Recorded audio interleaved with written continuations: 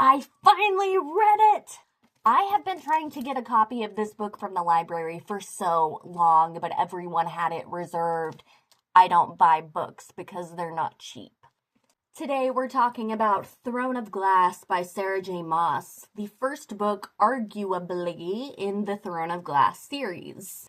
Throne of Glass is about Celaena, an assassin who has spent the last year as a prisoner. Then one day, the prince comes up to her and is like, hey, my dad, the king, is hosting this competition to determine who will be his champion. So Celaena has to compete against these 24 other competitors who want to be the king's champion so that she can potentially earn her freedom in a few years.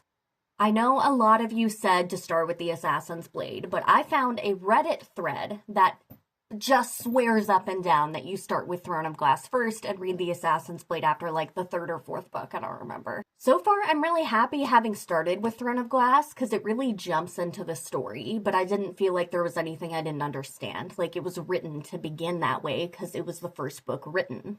As for the plot, I like that there's like the 13 games in the competition, but it doesn't draw out each one. You don't actually read about each one. It kind of just skips over the ones that Celaena's just like really good at because that's not super exciting.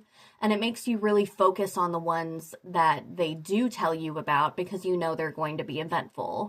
I loved the characters in this book. They're really complex and they have these complicated relationships with each other. Like, I really wanted to hate Dorian at the beginning of the book because he's the son of this evil king, but he ended up being so different than what I expected. He's empathetic and he actually treats Celaena like she's a human being, even though she's this crazy assassin. Then there's Chaol, who's probably my favorite character in the book because he's really tough and reserved, but he's so sweet and innocent when you really get to know him.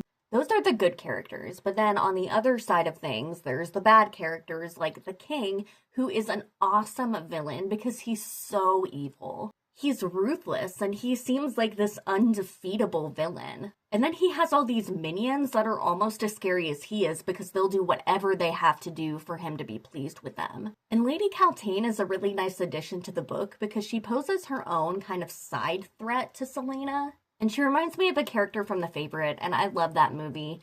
She's totally self-absorbed and only focused on her relationship to the crown. I haven't even mentioned Celaena yet.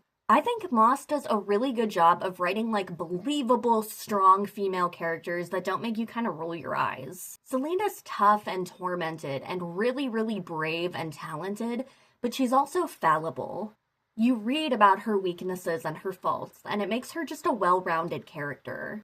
I also like how she's kind of a girly girl at heart. Like, she loves to get dressed up and dolled up. And I am obsessed with the relationship between Celaena and Dorian and Celaena and Chaol. The ending of the book is really satisfying, and it sets up a second one so well. I seriously can't wait to read the next one, but it's gonna be a while because I have some amazing advanced reader copies I have to finish. I'm running behind, but I'll catch up. But at the end of the day, I am a hopeless Throne of Glass addict now, and I give the book 4.2 stars out of 5. Let me know in the comments who your favorite character is, and which book in the series is your favorite so that I can look forward to it. Alright, I'll see you guys next time for another review.